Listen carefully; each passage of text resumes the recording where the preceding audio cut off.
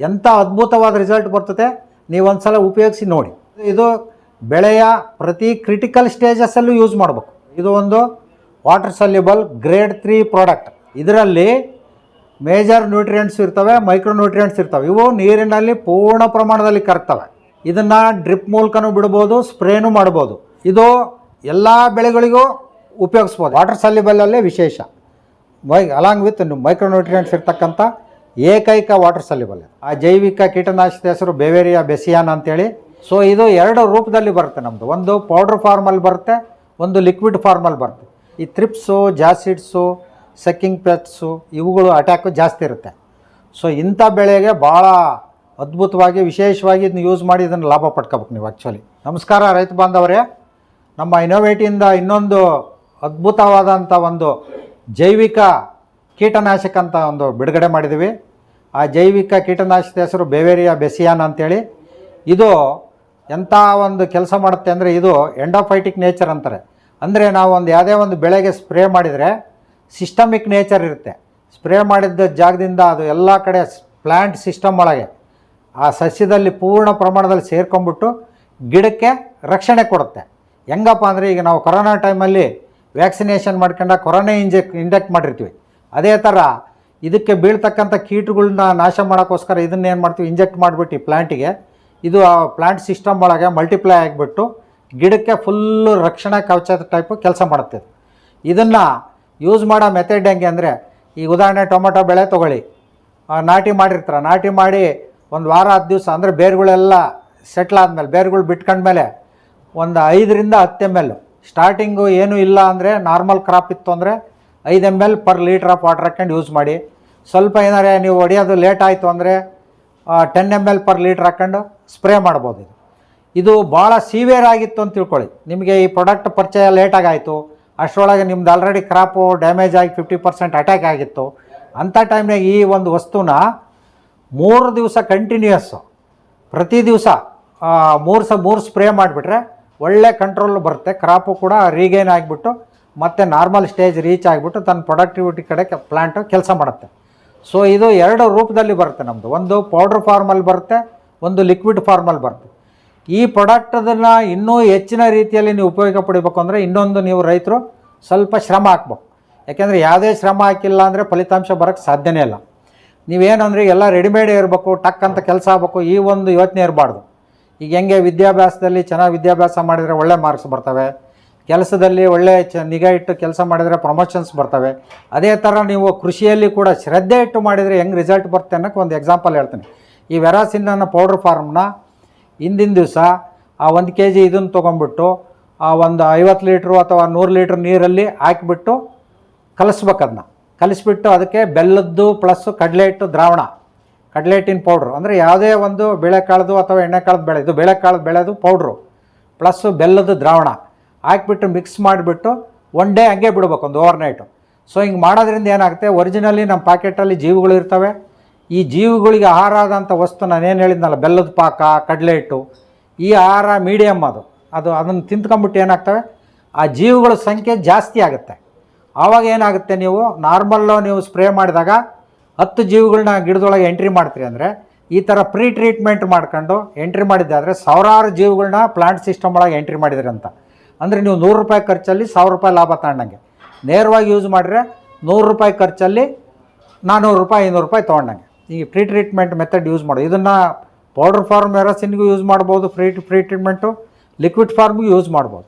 ನಮಗೆ ಸಮಯದ ಅಭಾವ ಇದೆ ಹಂಗೆ ಅಂತೇಳಿ ಭಾಳ ಜನ ಇದು ಮಾಡೋದ್ರಿಂದ ಇದು ಜಾಸ್ತಿ ಲಿಕ್ವಿಡ್ ಪ್ರಮಾಣನೇ ಯೂಸ್ ಮಾಡ್ತಾಯಿದ್ದಾರೆ. ಎಲ್ಲ ಪ್ರೀ ಟ್ರೀಟ್ಮೆಂಟ್ ಮಾಡ್ಕೊಂಡ್ರೆ ಮಾತ್ರ ವಿಶೇಷವಾದ ಅಧಿಕ ಲಾಭ ಆಗುತ್ತೆ ನಿಮಗೆ. ಈ ಬೆವೇರಿಯಾ ಬೆಸಿಯಾನ್ ಅಂತ ನಾನೇನು ವೆರಾಸಿನ್ ಅಂತ ನಮ್ಮ ಕಂಪ್ನಿದು ಪ್ರಾಡಕ್ಟ್ ಹೇಳಿದ್ದೀನಲ್ಲ, ಈ ಪ್ರಾಡಕ್ಟು ಏನು ಕಂಟ್ರೋಲ್ ಮಾಡುತ್ತೆ ಅಂದರೆ, ವಿಶೇಷವಾಗಿ ಈ ತರಕಾರಿ ಬೆಳೆಗಳು ಏನಿದಾವಲ್ಲ, ಮೆಣಸಿನ್ಕಾಯಿ ಇರ್ಬೋದು, ಬದನೆಕಾಯಿ ಇರ್ಬೋದು, ಕ್ಯಾಪ್ಸಿಕಮ್ ಇರ್ಬೋದು, ಈ ಬೆಳೆಗಳಿಗೆ ಈ ಥ್ರಿಪ್ಸು ಮುರುಟು ರೋಗ ಅಂತ ಬರುತ್ತಲ್ಲ, ಈ ಥ್ರಿಪ್ಸು, ಜಾಸಿಡ್ಸು, ಸಕ್ಕಿಂಗ್ ಪೆಸ್ಟ್ಸು ಇವುಗಳು ಅಟ್ಯಾಕು ಜಾಸ್ತಿ ಇರುತ್ತೆ. ಸೊ ಇಂಥ ಬೆಳೆಗೆ ಭಾಳ ಅದ್ಭುತವಾಗಿ ವಿಶೇಷವಾಗಿ ಇದನ್ನ ಯೂಸ್ ಮಾಡಿ ಇದನ್ನು ಲಾಭ ಪಡ್ಕೋಬೇಕು ನೀವು ಆ್ಯಕ್ಚುಲಿ.